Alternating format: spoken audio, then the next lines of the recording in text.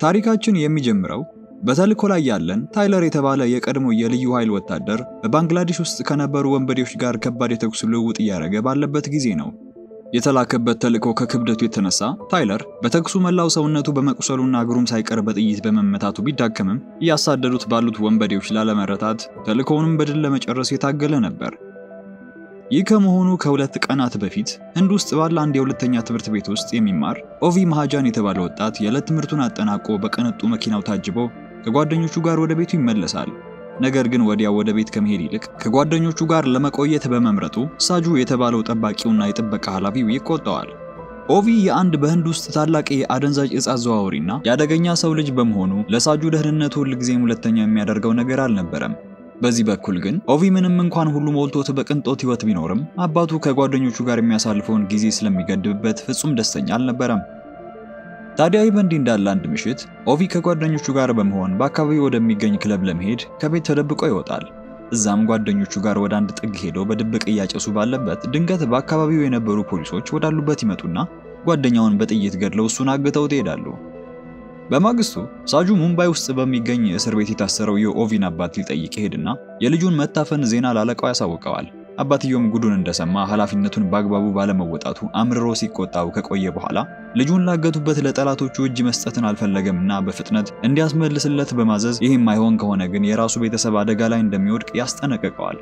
ሆኖም አንድ ችግር ገጠማቸው። የኦቪ አባት በእስር ላይ በመሆኑና ሁሉም ንብረቶቹ በመታገታቸው ለአጋቾቹ ምንም የሚከፍለው ገንዘብ አልነበረውም።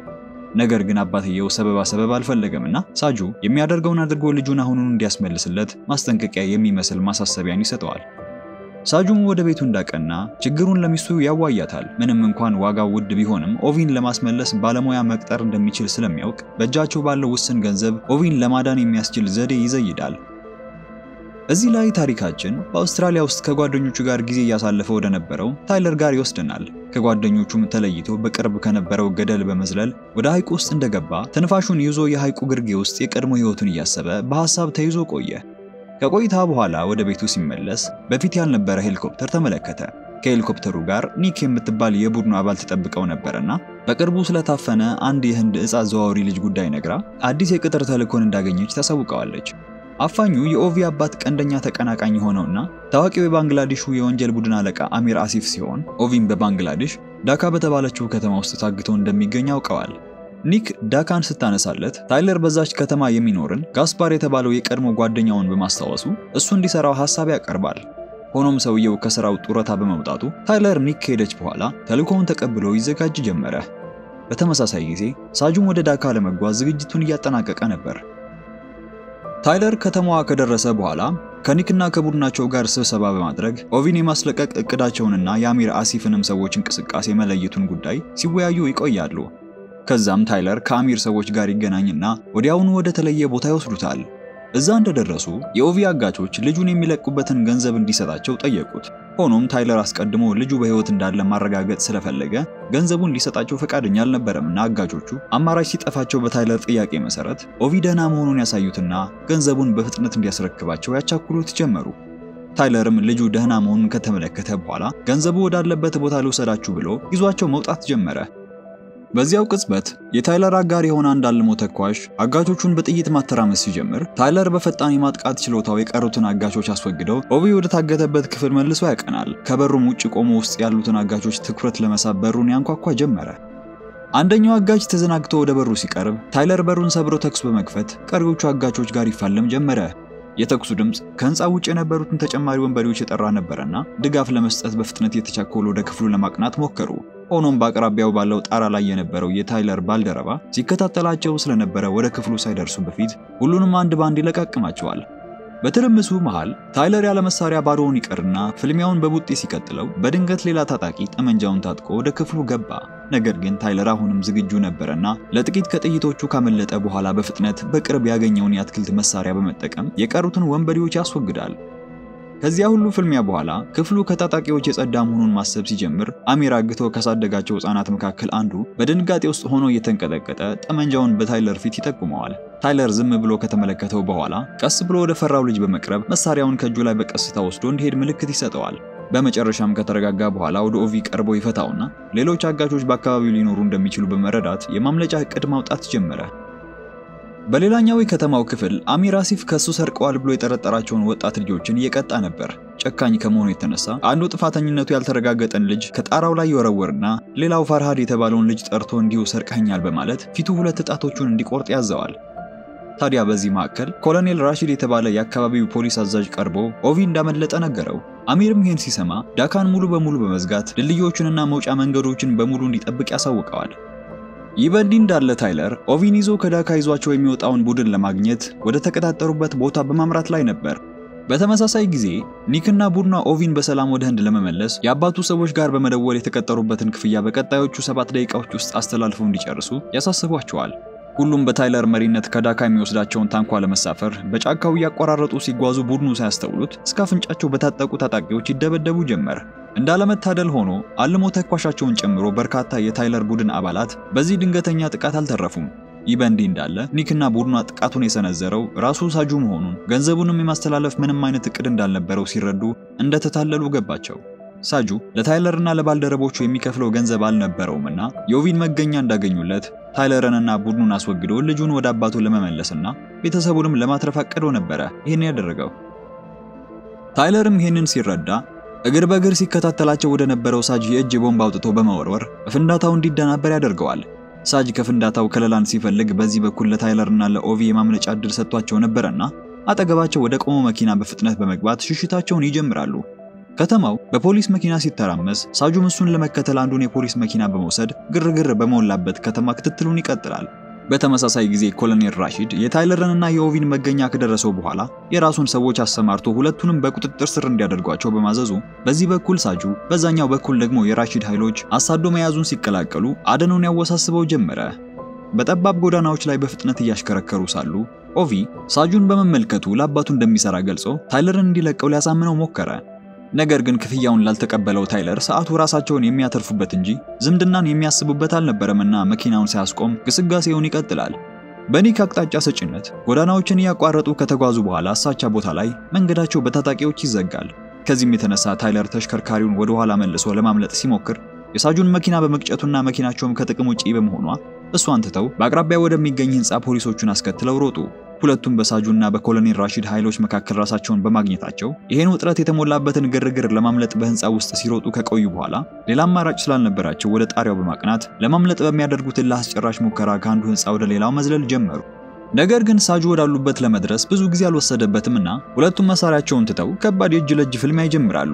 ፍልሚያው ተያይዘው ከጣሪያው ወደ መንገዱ እንዲወድቁ ቢያደርጋቸውም አስከፊ ፍልሚያ ከማድረግ ግን አልከለከላቸውም። ሆኖም ብዙ አልቆዩም። አንድ መኪና ታይለርን ሲገጨውና ሳጁ ክፍተቱን ተጠቅሞ ኦቪን ፍለጋ ከቦታው ይሸሻል። ነገር ግን ታይለር በቀላሉ ሊለቀው አልወደደም። ብዙም ሳይቆይ ነበር ተመልሶ መጥቶ ሳጁን በጭነት መኪና በመቅጨት ከዚያም ኦቪን ወደ ተሽከርካሪው አስገብቶ ሄደው ወደ ገለልተኛ መንገድ ሲደርሱ ለሚከታተሏቸው መገኛቸውን ለማጥፋት በማቀዱ ታይለር ኦቪን እንዲዘል ካረገው በኋላ የጭነት መኪናውን ሆን ብሎ በማጋጨት ያነደዋል። ሳጁ ከደረሰበት አደጋ በህይወት ቢተርፍም አሁን ላይ መገኛቸው ፈጽሞ ሊያውቅ አልቻለም። በተመሳሳይ አሚርም ኦቪ አሁንም አለመገኘቱ ሲረዳ በቁጣ ኮሎኔል ራሺድን ሁሉንም ኃይሎቹን አሰማርቶ ኦቪን እንዲይዝ ታይለርን ደግሞ እንዲያስወግድ በጥብቅ ያዘዋል። በሽሽታቸው መሃል ታይለር ኒክ ጋር ይደውልና የገቡበትን አጣብቂኝ ያስረዳት ጀመረ። እሷም ሳጁ ልክ እንደ ታይለር የቀድሞ ልዩ ኃይል ወታደር መሆኑን ደርሳበት ነበርና ውላቸው ስለፈረሰ ኦቪን እንዲተወውና ከከተማ ውጭ ወዳዘጋጀችለት ሄሊኮፕተር ሸሽቶ ራሱን እንዲያተርፍ ታሳስበዋለች። ታይለር ግን ከዓመታት በፊት የራሱ ልጅ ሊምፎማ በተባለ ህመም ሲሰቃይ ማየት ባለመቻሉ ትቶት የሚሉ ትዝታ ይረብሸው ነበርና አሁን ላይ ኦቪን ለመተው የሚችልበት አቅም አልነበረውም። ይህ በእንዲህ እንዳለ ሳጁ በጠና ቆስሎና የኦቪን መገኛ ጠፍቶት ባለበት አለቃው እንደዛተበት የራሱን ልጅ እንዳይነጥቀው ፍራቻ ሚስቱ ጋር ይደውልና ኦቪን ማዳን ካልቻለ ልጃቸውን ይዛ እንድትሸሽ ይነግራታል። ታይለር በዚህ በኩል ከሳጁና ከአሲፍ ታጣቂዎች ከሸሸ በኋላ ከከተማው ሊወስዳቸው የሚመጣው ሄሊኮፕተር የሚገኝበት ድልድይ የት እንዳለ መረጃ ደረሰው። ወደዛም ለማቅናት ከቦታው ሲንቀሳቀሱ መንገዳቸው በአሚር ዘንድ መወደድ በሚፈልጉና በፋራድ በሚመሩ የልጅ ወንበዴዎች ይዘጋል። እድሜያቸውና ቁጥራቸው ምንም አናሳ ቢሆንም ቡድኑ በታይለር ላይ ጥቃት ለማድረስ ምንም ማቅማማት አይታይባቸውም ነበርና ታይለር በፍጥነት በሞተር ብስክሌት የቀረቡትን የሁለቱን ልጆች ትጥቅ በማስፈታት ከዚያም የጭስ ቦምብ ወደ ቡድኑ ወርውሮ በጭሱ ሽፋን ስር ቡድኑን ማስወገድ ቀጠለ። ድንገት ግን የፖሊስ የሳይረን ድምጽ አካባቢውን ሲሞላው ሊከበቡ መሆናቸውን የተገነዘበው ታይለር ኦቪን ይዞ በአቅራቢያ ወደ ነበረ የፍሳሽ ማስወገጃ ቱቦ ውስጥ በመግባት ሽሽታቸውን ቀጠሉ። በሙሉ ከተማው የታሰሱ መሆናቸውን ታይለር ስለገባው ኒክ ጋር በመደወል በከተማዋ የሚኖረው የድሮ ጓደኛው ጋስፓር እንድታገናኘው ጠየቃት። ጋስፓርም መልእክቱን እንደተቀበለ በፍጥነት ወደ ታይለርና ኦቪ ቦታ ደርሶ ለጊዜው በቤቱ እንዲጠለሉ ያደርጋል። ታይለርና ኦቪም ጋስፐር ቤት እንደተደበቁ ቀጣዩ እንቅስቃሴያቸውን ያቅዳሉ። ምሽት ላይ ጋስፐር ወጣ ሲልላቸው ሁለቱም አረፍ ብለው ይጫወቱ ጀመር። ታይለር በሊንፎማ የሞተ ልጅ እንደነበረው ገልጾ ልጁ በጣም በሚፈልገው ጊዜ ባለመገኘቱ ሁሌ እንደሚጸጽተው ያጫውተዋል። ከዚህም የተነሳ አሁን ላይ ኦቪ ላይ ተመሳሳይ ስህተት ላለመስራት በውስጡ ቆርጦ ነበር። በሁለመናው ሲያደምጠው የነበረው ኦቪም ታይለር አንዴ የሰራውን ስህተት ዳግም ላለመድገም እየከፈለ ያለውን መስዋዕትነት ተመልክቶ ይደነቅና ከበፊቱም በተሻለ ያምነው ጀመር። ከቆይታ በኋላ ጋስፐር ሲመለስ ታይለር የሆነ ልክ ያልሆነ ነገር እንደተፈጠረ ይሰማዋል። ብዙም ሳይቆይ ነበር ጋስፓር ከአሚር አሲፍ ጋር መመሳጠሩን ኦቪንም አሳልፎ ለሰጠ የ$10 ሚሊዮን ሽልማት እንዳለው መስማቱን ያሳወቀውና ልጁን እንዲገድል ከፈቀደለት ገንዘቡን ሊካፈሉት እንደሚችሉ ግብዣ ያቀርብለታል። ታይለር ግን ጥያቄውን ሙሉ በሙሉ ውድቅ ለማድረግ ጊዜ አልወሰደበትምና በሁለቱም መካከል የነበረው አለመስማማት ወደ ውጥረት አድጎ ወደ ከባድ ፍልሚያ ይቀየራል። በፍልሚያው ቀትር ላይ በነበረው ውጊያ የቆሰለውና የተዳከመው ታይለር የበላይነት ሊያገኝ ባለመቻሉ ሽንፈቱ ሲቃረብና ጋስፓርም የመጨረሻውን ምት ሊሰነዝር ሲል ያኔ ኦቪ ደርሶ ያስወግደዋል። ከሞቱ በኋላ ክፍሉ ወዲያው ነበር በጸጥታ የተሞላው። ኦቪ ነፍስ ሲያጠፋ ይሄ የመጀመሪያው ነበርና በድንጋጤ ውስጥ ታይለርን አጥብቆ ይዞ ያለቅስ ጀመረ።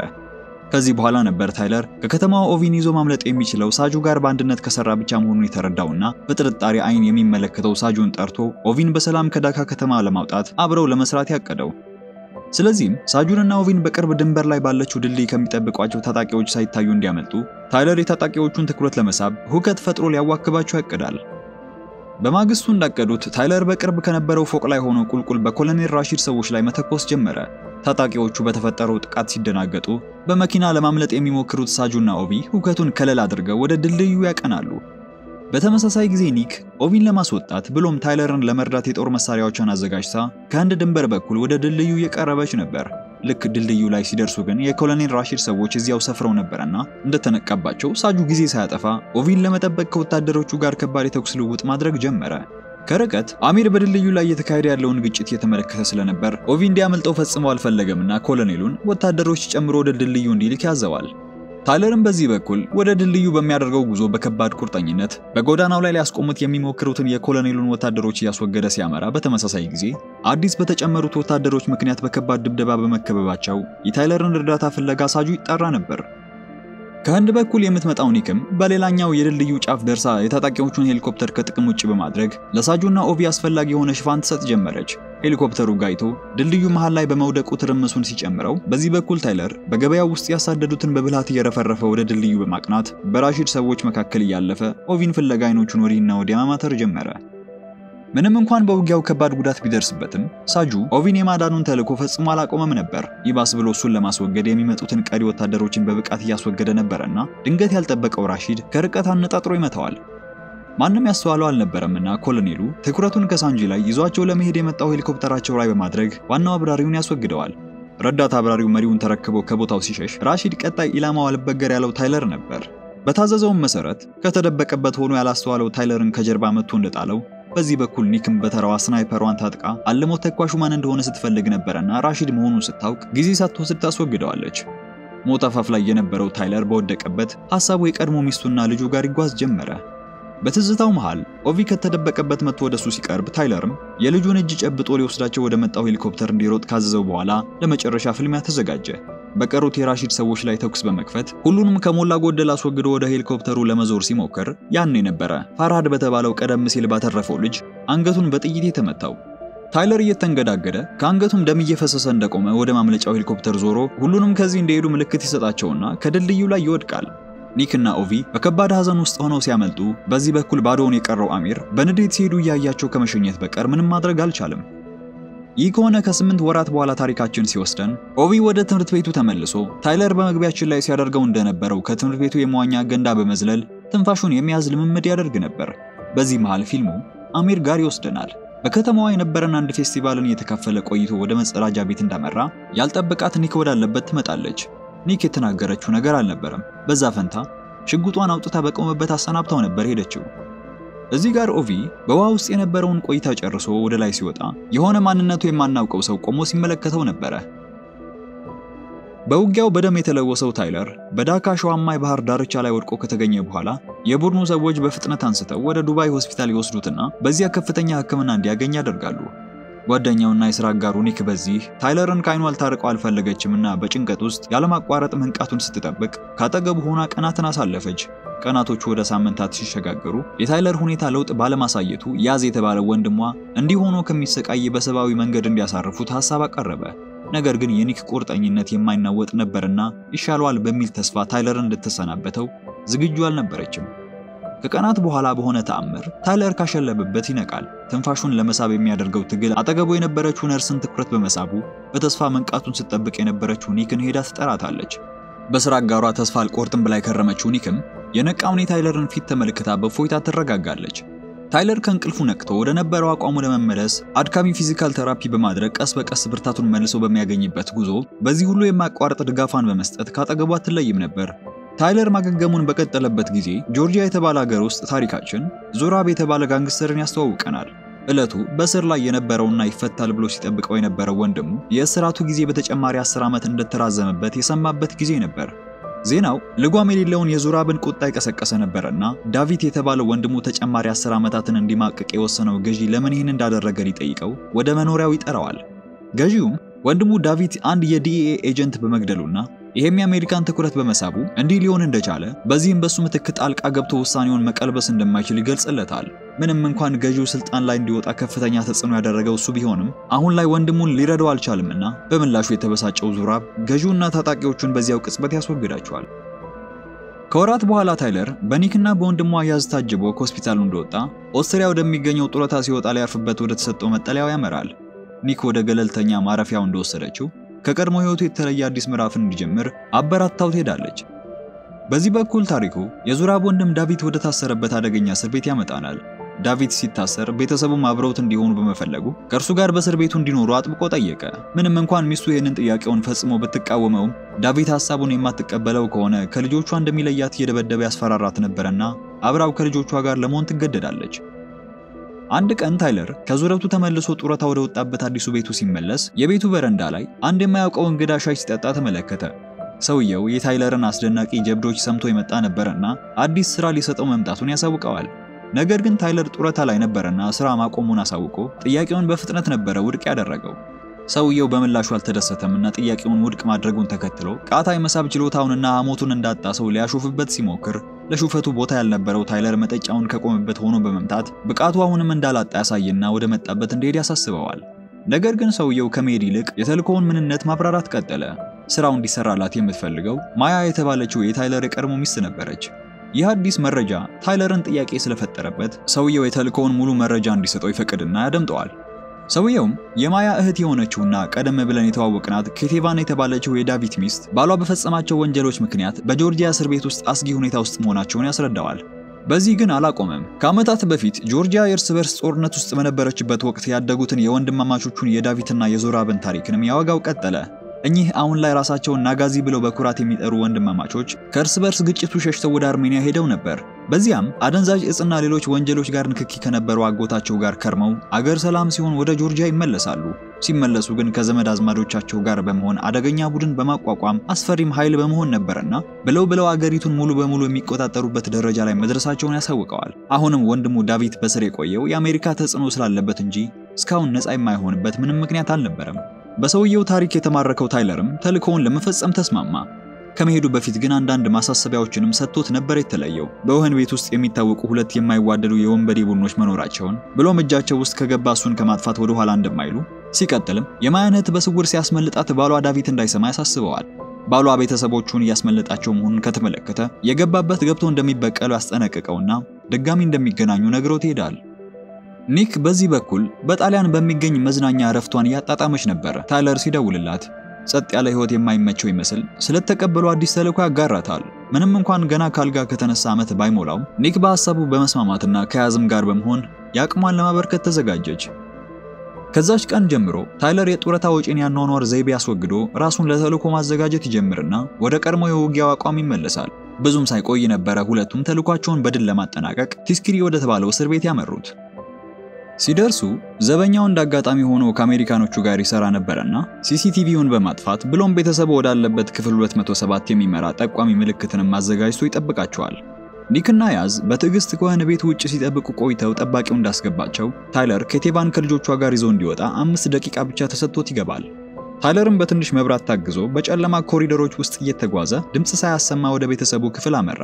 ኬቴቫን መምጣቱን አስቀድማ ስለምታውቅ ናኒ የተባለችውን ሴት ልጇን መጀመሪያ እንደቀሰቀሰች፣ ትልቁ ልጇ ሳንድሮን አባታቸው በኋላ እንደሚቀላቀላቸው በማዋሸት ተቻክሎ መውጣት ጀመሩ። ሊያመልጡ ሲሞክሩ ግን አንድ ስህተት ሰሩ። ኒና የያዘቻት አሻንጉሊት በመውደቋ ጸጥ ባለው እስር ቤት ውስጥ የተለየ ድምጽ አሰማች። ምንም እንኳን ታይለር በፍጥነት በእግሩ ረግጦ ድምጿን ለማጥፋት ቢሞክርም ድምጹ አስቀድሞ ዳቪትን ቀስቅሶት ነበር። እሱም የሚሆነውን ነገር ሲመለከት በፉጨቱ ለሱ ታማኝ የሆኑት ሌሎች እስረኞችን በመቀስቀስ ሁከት እንዲፈጥሩ ያደርጋል። ቡድኑ አሁን አደጋ ውስጥ ስለገባ በታይለር መሪነት ሁሉም በእስር ቤቱ ኮሪደሮችና ደረጃዎች በፍጥነት መውጣት ጀመሩ። ነገር ግን አልቆዩም። በጠላት እስረኞች በተከበበ ክፍል ውስጥ ራሳቸው ሲያገኙና ያኔ ታይለር ብቸኛ አማራጭ የነበረው የእጅ ለእጅ ፍልሚያውን ያስጀምረዋል። በትግሉ መሃል ብዙ ሰዎች አለማፈግፈጋቸውን እንደተመለከተ እንዲደነግጡለት አንዱ ላይ ተኮሰ። እስረኞቹ ግን በድጋሚ ወደ እርሱ ሲጎርፉ ታይለር ቡድኑን ለማዳን በሩን አጋይቶ በአካባቢያቸው ያለውን ትርምስ በመተው ሽሽታቸውን ቀጠሉ። በሚያመልጥበት ኮሪደርም በጣሪያ ውስጥ መውጫ ቀዳዳ ሲመለከት ልጆቹን በዚያ በኩል ልኮ ውጭ ያለችውን ኒክን ያገናኛቸዋል። ይሁን እንጂ ታይለርና ኬቴቫን ተከትሏቸው ከመምጣታቸው በፊት ነበረ ዳቪት ደርሶ ያጠቃቸው። ታይለርም ከዳቪት ጋር ከፍተኛ ፍልሚያን ሲገጥም ከቆየ በኋላ በመጨረሻም ፊቱን በማቃጠል ክንዱን በመስበርና በስለትን በመውጋት ሲያሸንፈው ኬቴቫን ባገኘችው አካፋ የበቀል እርምጃዋን ትወስዳለች። ወዲያው ግን ብዙ እስረኞች በኮሪደሩ መጨረሻ ላይ መከማቸት በመጀመራቸው ታይለር ኒክ ልጆቹን ወደ ደህንነት እንድትወስዳቸው ያዛትና ለራሳቸው ሌላ መውጫ መንገድ መፈለግ ጀመረ። ውጭ ላይ በተቆጡት እስረኞችና በፖሊስ መካከል የተነሳ ከባድ ግጭት ነበር። ታይለርና ኬቴቫን በዚህ ትርምስ መካከል ወደ ግቢው ሲደርሱ ግርግሩን በጉልበት አልፈው ለመውጣት ይወስናሉ። መጀመሪያ ታይለር ሊያጠቋቸው የሚመጡትን በጠመንጃው ተከላክሎ ሊይዛቸው ሞከረ። ሆኖም ጥይቱ ወዲያው ነበርና ያለቀው ወደ እጅ ለእጅ ፍልሚያ ለመመለስ ይገደዳል። በፍልሚያው ታይለር ክፉኛ መጎዳት ሲጀምር ኬቴቫን መሳሪያዋን ተጠቅማ እሱን ለመርዳት የተቻላትን ታደርግ ነበር። ይሁን እንጂ ብዙም ሳይቆይ ድል በመነሳቷና በመውደቋ ታይለር እሷን ለመጠበቅ በአንድ ጊዜ ብዙ ወንበዴዎችን ይፋለም በመጀመሩ ሁኔታው አሳሳቢ ሲሆንበት እሷን ከልሎ የእጅ ቦምብ ይወረውራል። በመሃል ባላስተዋለው ባንዱ ራሱ ላይ ይመታና ለጊዜው ያዞረው ጀመረ። ወንበዴዎቹም ይህንን እድል በመጠቀም ኬቴቫንን ይዟት ሲሄዱ ታይለር በፍጥነት ራሱን ይቆጣጠርና የጠባቂዎቹን ጋሻ ይዞ የፖሊስ መኮንኖቹን እየተፋለመ ኬቴቫንን የወሰዳት እስረኛን ደርሶ በማስወገድ ድጋሚ ይታደጋታል።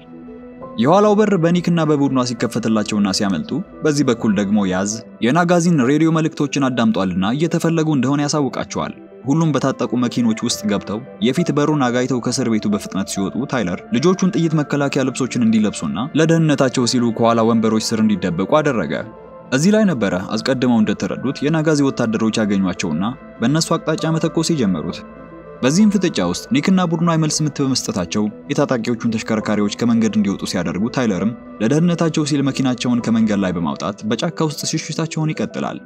ናጋዚዎቹ ሳይታክቱ የኒክን ቡድን ለማጥፋት የእጅ ቦምቦችን ወደ መኪናቸው እየወረወሩ በመኪናና በሞተር ማሳደዳቸውን ቢቀጥሉም መኪናቸው በተአምር በመትረፏ በናጋዚዎቹ ላይ መልሶ ማጥቃታቸውን ይቀጥላሉ። ብዙም ሳይቆይ ግን የታይለር መኪና ከፍተኛ ድብደባን በማስተናገዷ ቤተሰቡን ከመኪና በማስወጣት በመሃል የቆሰለችውን ኒናን ይዘው በፍጥነት በአቅራቢያው በሚገኝ ከጆርጂያም የሚያስወጣቸውን ባቡር ወደሚያገኙበት ፋብሪካ ይሸሻሉ። ባቡሩን አግኝተው ከሀገሪቱ ለመውጣት እንቅስቃሴ ሲጀምሩ ተጨማሪ የናጋዚ ታጣቂዎች በሄሊኮፕተር ተከትለዋቸው ይመጣሉ። ታይለርም ጥቃቱን ማስቆም ካልቻለ ከሀገሪቱ ሳይወጡ በፊት ማለቃቸው እንደሆነ ስለገባው በባቡር ውስጥ የሚገኝን ከበድ ያለ የጦር መሳሪያ ፍለጋ ይሄዳል። በፍጥነትም ከሄሊኮፕተሩ አንዱን በማያባራ ጥይት ደብድበው ሁለተኛውንም ለማስወገድ ወደ ባቡሩ ጣሪያ ሲወጣ ያልጠበቀው ፈጣን መልስ ምት እንዲጠለል ያስገድደዋል። ታጣቂዎቹም ይህንን እድል በመጠቀም ወደ ባቡሩ እንደገቡ በቅድሚያ ያገኟት ኒክ ጋር ለሶስት ሆነው ድብድቡን ያጧጡፉታል። ተኩሱን ከእጅ ለእጅ ፍልሚያ ጋር በመቀላቀል ሲፋለሙ እንደቆዩ የቆሰለችው ኒክ ሶስቱንም በተሳካ ሁኔታ ስታስወግድ በተመሳሳይ ጊዜ ሌሎች የናጋዚ ታጣቂዎች ቤተሰቡን ኢላማ አድርገው ሰርገው በመግባት ላይ ነበሩና ታይለር ደርሶ ሌላ ግብግብ ይፈጥራል። በዚህ መሃል ደግሞ አባቴ የታለ ሲል የቆየው ሳንድሮ ታይለር እያንዳንዱን የናጋዚ ታጣቂን በሚገርም ፍጥነት እየተፋለመ ድል ሲያደርግ ይመለከት ነበር። ታይለር ታጣቂዎቹን ካስወገደ በኋላ በፍጥነት ኒክን ለማየት ይሄዳል። በተወሰነ መጠን ብትቆስልም በህይወት እንዳለች እየተመለከተ ባለበት በዚያን ጊዜ ሌላ ሄሊኮፕተር ጥቃት መክፈት በመጀመሩ ከወደቀ ታጣቂ ከባድ መሳሪያውን በማንሳት ሄሊኮፕተሩን ለማውረድ ወደ ባቡሩ ጣሪያ ተመለሰ። በጥቃቱ ከቁጥጥር ውጪ የሆነችው ሄሊኮፕተርም ከፊታቸው በነበረው ሀዲድ ላይ ወድቃ ስትፈነዳ እንዳጋጣሚ ሆኖ ተኩሱ የባቡሩን ብሬክ ጎድቶት ነበርና ታይለር በፍጥነት ወደ ቤተሰቡ ተመልሶ ባቡሩ ከሀዲዱ መውጣቱ ነውና ለግጭቱ ራሳቸው እንዲያዘጋጁ ያደርጋል። በተመሳሳይ ጊዜ እዚህ ጋር ነበረ ዙራብ የሚሳሳለት የወንድሙ የዳቪት መሞት ዜና የሰማው። ሁሉም ከባቡሩ አደጋ ተርፈው ወደ ተዘጋጀላቸው ጀልባ ያቀኑ ባለበት ነበረ የዳቪት ልጅ ሳንድሮም አባቱ መሞቱንና የገደለውም ታይለር መሆኑን ያወቀው።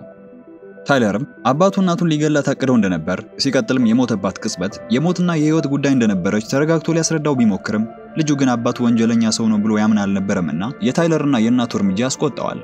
ከደቂቃዎች በኋላ ከጆርጂያ አምልጠው ወደ አውስትሪያ ሊወስዳቸው በተዘጋጀላቸው ፕሌን ቪየና ወደ ተባለችው ከተማ ጉዞ ይጀምራሉ። በአባቱ ሞት የተቆጣው ሳንድሮ ያዝ የተባለው መዳረሻቸውን ከሌላ ሰው ጋር በስልክ ሲነጋገር በመስማቱ እሱ ዞር ሲልለት ስልኩን ሰረቀና አጎቱ ዙራብ ጋር ደወለ። ዙራብ ስልኩን እንዳነሳለት ሳንድሮ ወዲያው አባቱ እናቱን የመግደል ዓላማ ኖሮት ከነበረ ታይለር ከነገረው ነገር ተነስቶ ጠየቀው። ይህ ጥያቄው ነበረ ማን እንዳጠቃቸው ግራ ለተጋባው ዙራብ የችግሩ ሁሉ መንስኤ ዳቪት ሚስት መሆኗን እንዲገነዘብ ያደረገው። ስለዚህም ሳንድሮን ያግባባውና ወዴት ይዘዋቸው እንዲሄዱ እንዲነግረው ካደረገ በኋላ ዙራብ በተልኮ ውስጥ በተሳተፉት ሁሉ ላይ የበቀል እርምጃ ለመውሰድ በመማል ሰዎቹን አሰባስቦ አፋጣኝ እርምጃ ለመውሰድ ይዘጋጅ ጀመረ። ይህ በእንዲህ እንዳለ እነ ታይለር ኦስትሪያ ደርሰው ቪየና ውስጥ በሚገኝ ደህንነቱ በተጠበቀ ቤት ያርፋሉ።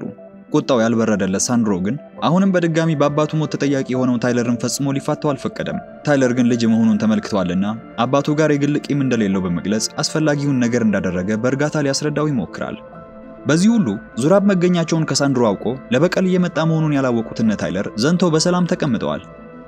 ከቆይታ በኋላ ታይለር ሳንድሮን ለማግባባት እየጣረ ባለበት ወቅት ልጁ እየመጣባቸው ስላለው ጥቃት ያስጠነቅቀዋል። ስለምን እንደሚያወራ ግራ ገብቶት ባለበት ነበረ ዙራብ በሄሊኮፕተሩ ከታጣቂዎቹ ጋር ታጅቦ መምጣቱን የተመለከተው። ወዲያውኑም ሁሉም በፍጥነት ቦታውን ለመልቀቅ እንዲዘጋጁ ያስጠነቀቀ ባለበት ኬቲቫን በዚህ በኩል ሳንድሮ በስውር ከዙራብ ጋር መልእክት ሲጻጻፍ ተመለከተችው። በዙራብ ንግግር የተታለለው ሳንድሮ እናትና እህቱን ጠልቶ በተቃራኒው ናጋዚዎች ቤተሰቦቼ ናቸው ብሎ እንደሚያስብ ስትሰማ ዋጋ ከፍላ ያሳደገችው እናቱ በምላሹ ልቧ ይሰበራል። በክርክራቸው መሃል ለበቀል የመጣቸው ሄሊኮፕተሯ ክፍላቸው ላይ ተኩስ ስትከፍትባቸው ታይለር ቤተሰቡን ከልሎ ከህንጻው ለመውጣት ወደ ሊፍቱ ይዟቸው ያቀናል። ይህ በእንዲህ እንዳለ ሄሊኮፕተሩ ታጣቂዎቹን በጣሪያው ላይ ሲያሳርፍ በዚህ በኩል የከተማው የፖሊስ መኪኖች ወደ ቦታው እየቀረቡ ነበር። ሆኖም የጸጥታ አካላቱ እስከ አፍንጫቸው በታጠቁት ናጋዚዎች ላይ ምንም ብልጫ አልነበራቸውምና ተልኳቸውን እንዳያደናቅፉባቸው በፍጥነት ነበር ያስወገዷቸው። የታይለር ቡድን ወርዶ ወደ መኪናውን በመግባት ለማምለጥ ሲዘጋጅ በዚህ በኩል ሳንድሮ ለማምለጥ አጋጣሚውን ተጠቀመ። ያዝ እሱን ሲያሳድድ ቀሪው ቡድንም ለመሸሽ ሲሞክር ናጋዚዎች ሲጠብቋቸው ነበርና ለማፈግፈግ ይገደዳሉ። ሳንድሮ እንደሸሸ ያዋጣኛል ያለው ዙራብን ያገኘዋል። ተከትሎት ሄደው ያዝ ከዙራብ ተኩስ ሲከፈትበት ሽፋን ከያዘ በኋላ ሁለቱም ሳንድሮን ወደ ጎናቸው እንዲመጣ ለማሳመን በሚሞክሩበት ሰዓት ኒክ በሌላ ተሽከርካሪ ትደርሳለች። ታጣቂዎቹ ተሽከርካሪዋ ላይ ሮኬት በመወርወር መኪናዋን ከጥቅም ውጭ ሲያደርጉት በትርምሱ መካከል ዙራብ ሳንድሮን ይዞ ወደ መኪናው ያስገባዋል። ያዝ ኒክን ከተጎዳቹ መኪናው አውጥቶ ከናጋዚዎች ጋር ተኩስ እንደተለዋወጡ የእጅ ቦምብ ወርውረው ተመልሰው ወደ ህንጻው ያፈገፍጋሉ። ይህ በእንዲህ እንዳለ በፓርኪንጉ ኬቲቫንና ናኒ በመኪናው ውስጥ በተደበቁበት ታይለር እዚህ ጋር ታጣቂዎቹን እየተጋፈጠ ነበር። ብዙዎቹን በተሳካ ሁኔታ አስወገደና የመጨረሻውን ሰው በእጅ ለእጅ ተዋግቶ ሲረታው፣ በሌላ በኩል ኒክና ያዝ የእጅ ቦምብ ተጠቅመው ጥቂት ታጣቂዎቹን ካስወገዱ በኋላ በሊፍት ወደ ጣሪያው አፈገፈጉ። ታይለርም ታጣቂዎቹን አዳርሶ ኬቲቫንና ኒናን ይዞ በመኪናው አምልጦ ወጣ። ይሁን እንጂ ብዙም ሳይርቅ በታጣቂዎቹ ተኩስ በመከበባቸው ምንም አማራጭ ያልነበረው ታይለር መኪናውን አስቁሞ ወደ ተኩሱ ልውውጥ ይገባል። ብዙ ታጣቂዎችን በተሳካ ሁኔታ እያስወገደ ሳለ ውጭ ላይ የፖሊስ ሄሊኮፕተር ግርግሩን ለማብረድ ወዳሉበት ትመጣና ህንጻው ላይ የነበሩ የናጋዚ ሮኬት አስወንጫፊዎችን መልቀም ጀመረች። ሆኖም ግን እሷም በዙራብ ተመታ ለመውደቅ ብዙ አልቆየችም። ታይለርም ጥቂት ተጨማሪ ታጣቂዎችን ካስወገደ በኋላ ቤተሰቡን በእግር ወደ ሆቴሉ ይዞ ሲመለስ ዙራብም ከቡድኑ ጋር ተከትሏቸው ይመጣል። በዚህ በኩል ቤተሰቡን የሸጠው ሳንድሮ ስለናቱ መጨነቅ በመጀመሩ ደህና ከሆነች አጠገቡ የነበረውን አፍታንዲል የተባለውን የዙራብን አጎት ይጠይቀዋል። የወንድሙ ልጅ ከቁጥጥር ውጪ መሆኑን ያልወደደው አፍታንዲልም በንዴት እሷ በህይወት እንድትኖር ብትፈልግ አትደውልም ነበር በማለት በተቀመጠበት በሰራው ስራ በጸጸት እንዲሞላ ያደርገዋል። በዚህ በኩል ባጋሮቻቸው የተላከውን የሚያመልጡበትን ሄሊኮፕተር ለመሳፈር ወደ ሆቴሉ ጣሪያ አስቀድመው ያመሩት ኒክና ያዝ ቦታው በናጋዚ ታጣቂዎች ተከቦ ያገኙታል። በዚህም የተኩስ ልውውጥ ይጀመርና ኒክ ከጣሪያው ሆና ሽፋን ስትሰጠው ያዝም ታይለርን ሊረዳው ይሄዳል። ያዝ ታይለር ሲፋለምበት ወዳለው ታችኛው ፎቅ እያመራ ባለበት ግን በመንገዱ ላይ ታጣቂዎችን ያገኝና እነሱን ለማስወገድ በሚያደርገው ጥረት ከባድ ጉዳት ይደርስበታል። በተመሳሳይ ጊዜ ጣሪያው ላይ የነበረችው ኒክም ትቆስልና ራሷን ስታ ከታጣቂው ጋር ወደ ታችኛው የመስታወት ጣሪያ ወደቀች። ታጣቂው በፍጥነት ተንሸራቶ ወደ ምድር ሲወድቅ ኒክም ራሷን በሳተችበት ለመውደቅ እያዘገመች ነበር። ያኔ ቦታው የደረሰው ታይለር ይህንን ሲመለከት በመንገዱ ላይ የነበረ የመጨረሻውን ታጣቂ ካስወገደ በኋላ በፍጥነት ልትወድቅ የነበረችው ኒክን ይዞ በጊዜ ይንጠለጠላል። እንዳለመታደል ሆኖ ዙራብ ወደ እነሱ የደረሰው በዚህ ደቂቃ ላይ ነበርና ታይለር የተንጠላጠለበትን እጅ ይመታዋል። የሚወደውን ሰው እንደነጠቀበት ሁሉ እሱም የሚወዳትን አጋሩን ፊቱ ሊነጥቀው ነበርና ይህን ሲያደርግ የነበረው ትኩረቱ ታይለር ላይ መሆኑን የተመለከተችው ኒክ ትነቃና በዙራብ አቅጣጫ በመተኮስ የቆመበትን መስተዋት ሰባብራ እንዲንጠለጠል ታደርገዋለች። ታይለር ወዲያውኑ ኒክን በአቅራቢያው ወዳለው መስተዋት ወርውሮ እንደታደጋት እሷም ቤተሰቡን ታገኝና የቀሩትን የናጋዚ ታጣቂዎችን አስወግዳ ከያዝ ጋር በመገናኘት ወደ ጣሪያው ታመራለች። በተመሳሳይ ጊዜ መስታወቱ ላይ የነበሩት ታይለርና ዙራብ በእጅ ለእጅ ፍልሚያ ከባድ ምቶችን እየተለዋወጡ ነበር። ታይለር ዙራብን ለመጨረስ ቢላውን ሲመዝ እንዳጋጣሚ ከስራቸው ያለው መስታወት ይሰበርና ዙራብ ወደ ታችኛው ክፍል በመውደቁ ታይለር ጊዜ ሳያጠፋ ወደሚያመልጡበት ሄሊኮፕተር እየገቡ የነበሩትን ቡድኑን ተቀላቀለ። ነገር ግን ያኔ ነበር ያላዩት ዙራብ ደርሶ ደጋግሞ ያዝን በጥይት መደብደብ የጀመረው። ወዲያው ታይለር ደርሶ የመልስ ምት በመክፈት እንዲደበቅ ሲያደርገው እድሉን ተጠቅመው ሁሉም ወደ ሄሊኮፕተሩ ገብተው ሽሽታቸውን ይጀምራሉ። በመጨረሻዋ ደቂቃ የተመታው ያዝ ምንም እንኳን ታይለር ጉዳቱን ለማከም ቢሞክርለትም ከጥቂት ጊዜ በኋላ በእህቱ ፊት ይሞታል። ከዚህ ሁሉ ግርግር ሸሽተው የያዝንም ሬሳ ይዘው ወደ ታይለር መጠለያ እንዳቀኑ ኒክ በሐዘን ውስጥ ሆና የወንድሟን ሬሳ ስታጸዳ ታይለርን በዚህ በኩል የራሱን ቁስሎች እያከመ ባለበት ነበረ የቀድሞ ሚስቱ ማያ እህቷን ለማግኘት ወዳሉበት የመጣችው። እህትማማቾቹ በሰላም በመገናኘታቸው በደስታ ሲጨዋወቱ ከቆዩ በኋላ ማያ ከረጅም ጊዜ በኋላ ታይለርን ለማግኘት ትሄዳለች። ንግግር ከመጀመሯ በፊት ግን ታይለር ቀድሞ ልጃቸው ሲታመም ትቷቸው በመሄዱ አስቀድሞ ከልቡ ይቅርታ ጠየቀ። በጊዜው ያን ያደረገው ከግዴለሽነት አልነበረም፣ ነገር ግን የሚወደው ልጁን ከህመሙ ሊያድነው ባለመቻሉና ከዚህም የተነሳ ሲሞት ማየት ባለመቻሉ ነበር። ይህ በእንዲህ እንዳለ ናጋዚዎቹ ጋር አፍታንዲል በአንዲት ሴት ምክንያት ታጣቂዎችን ማጣት እንደሌለባቸው ሲቀጥልም ሳንድሮም አሁን በእጃቸው ውስጥ ስለሆነ ጉዳዩን እንዲተወው የወንድሙን ልጅ ዙራብን ለማግባባት ሞከረ። ሆኖም የወንድሙን ገዳይ ካልተበቀለ እረፍትን ያልፈለጋት ዙራብ የበቀል እቅዱን የተቃወመው አጎቱን መስማት አልፈለገምና በተቀመጠበት ሳንድሮ እያየ ያስወግደዋል። ይህንን የተመለከተው ሳንድሮም ቤተሰብ ይሆኑኛል ያላቸው ናጋዚዎች ለባሎቻቸው ግድ የሚሰጣቸው እንዳልሆኑ በመመልከቱ እንዲያደርጋሉ ብሎ አላሰበምና ደነገጠ። ከጥቂት ሰዓታት በኋላ የታይለር ስልክ ጮኸ። ዙራብ ነበር። አንድ ቤተክርስቲያን አቅራቢያ በሚገኘው የአየር ማረፊያ ቦታ ላይ በሳንድሮ ምክንያት እንዲደራደሩ ነበረ የደወለለት። ምንም እንኳን ብቸኛ ዓላማው ለፍልሚያ ቢሆንም ታይለር ተስማምቶ አብሬህ ልምጣ የሚለውን የኒክንም ልመና ችላ በማለት ትጥቁን አሟልቶ ወደ አየር ማረፊያው አመራ። እዛ ሲደርስ ሸምቀው ሲጠብቁት የነበሩትን ጥቂት ታጣቂዎችን ካስወገደ በኋላ የዙራብን አውሮፕላን ወደ ማጋየቱ ዞረ። ዙራብና ሳንድሮ ለነፍሳቸው ብለው ሲሸሹ ታይለር ለማምለጫነት የሚጠቀማቸውን እያንዳንዱን ተሽከርካሪ ከጥቅም ውጭ እያደረገና በመንገድ ላይ የሚገኘውን ማንኛውም ታጣቂ የተፋለመ ተጠጋ። በፍልሚያው በወዱ ላይ ከባድ ጉዳት ቢደርስበትም ታይለር ያለማቋረጥ ተከትሏቸው ወደ ቤተክርስቲያኑ አመራ። ወደ ውስጥ ሲገባ ዙራብ በሳንድሮ ላይ በርካታ ቦምቦችን አስሮ የቦምቡን ማፈንጃ ይዞት ነበር የደረሰው። ከዚህም የተነሳ ታይለር ሳንድሮን ለማትረፍ ዙራብን ማስወገድ ባለመቻሉ ምንም ነገር ከማድረግ ሲቆጠብ ዙራብም ሳንድሮን ሄዶ የታይለርን ሽጉጥ ወስዶ የአባቱን ገዳይ እንዲበቀል ያስገደደው ጀመረ። ሆኖም በጥፋተኝነት ስሜት የተዘፈቀው ልጁ የታዘዘውን ሊያደርግ ፈጽሞ አልተቻለውም። ልክ ዙራብ ራሱ ታይለርን ሊጨርሰው ሲል ነበር ወንድሟን የገደለባት ኒክ ሳይጠብቃት በኋላ በር በኩል የገባችው። ለልጁ ምንም ሳይሳሳ እንደ ጋሻ በመጠቀም ኒክን መሳሪያዋን አሳልፋ እንድትሰጥ ሲያዛት ታይለር ይህንን አጋጣሚ በመጠቀም ሳንድሮን ምልክት ይሰጠውና በፍጥነት መቆጣጠሪያውን ነጥቆ ራሱን ከቁጥጥሩ ነፃ ያወጣል። ኒክም በፍጥነት ሌላ ሽጉጥ መዘዘችና ከዙራብ ጋር የተኩስ ልውውጥ ማድረግ ስትጀምር ተጎድታ በመውደቋ ሁለቱም በቤተክርስቲያን ውስጥ ያለውን ማንኛውንም ነገር እንደ መሳሪያነት እየተጠቀሙ ግብግቡን ይቀጥሉታል። ሳንድሮ ሰውነቱ ላይ የታሰሩትን ቦምቦች አስወግዶ መቆጣጠሪያውን ለኒክ እንደሰጣት እዚህ የከተታቸው ወንድሟንም ያጣችው በሱ ራስ ወዳድነት ምክንያት ነበርና ይቅርታን ይጠይቃታል።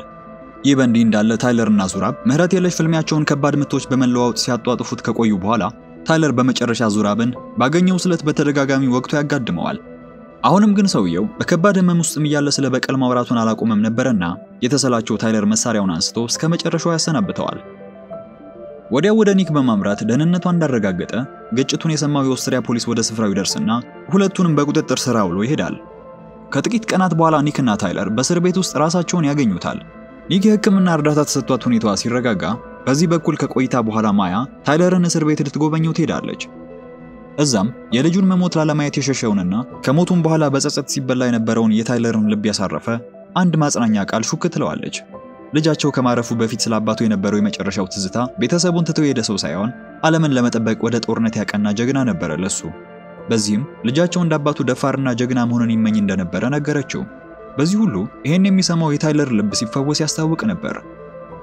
ከጥቂት ጊዜ በኋላ ታይለር በእስር ቤት ዝውውር ስም ወደ አንድ መኪና ይወሰዳል። ነገሩ ዝውውር ይባል እንጂ አስቀድሞ የቀጠረው ግለሰብ ጋር ነበር የወሰዱት። ወደዚህ የሚያስመጣው አለቃው ሌላ የሚሰራ ስራ ስላለውና ታይለርም ፈቃደኛ የሚሆን ከሆነ ከእስር ቤት መውጫ የሚሆንለትን ስራ ለመጋበዝ ነበር። ታይለር ብቻውን የሚሰራ ሰው አልነበረምና ኒክ አብራው ካልመጣች እንደማይስማማ እያሳወቀው ባለበት ነበረ ከመኪናው የወረደችው። ታሪካችን እዚህ ላይ ያበቃል። እስኪ የዛሬው ቪዲዮ ከተመቻችሁ ከወትሮ በተለየ እቺን ቪዲዮ 2000 ላይክ እናስገባት። በዚህ ቪዲዮ እንግዲህ ኤክስትራክሽን የተሰኘው ፊልም 1 እና 2ን በአንድ ላይ አቅርቤላችኋለሁ። እንዲህ አይነት ግርግር የበዛበት የአክሽን ፊልም የሚመቻችሁ ከሆነ አሪፎቹን መርጬ እንዳቀርብላችሁ በኮሜንት አዎ ይመቸኛል ብላችሁ አሳውቁኝ። በተረፈ ግን ስክሪኑ ላይ ባለው በሌላው ቪዲዮ መልሼ አገኛችኋለሁ።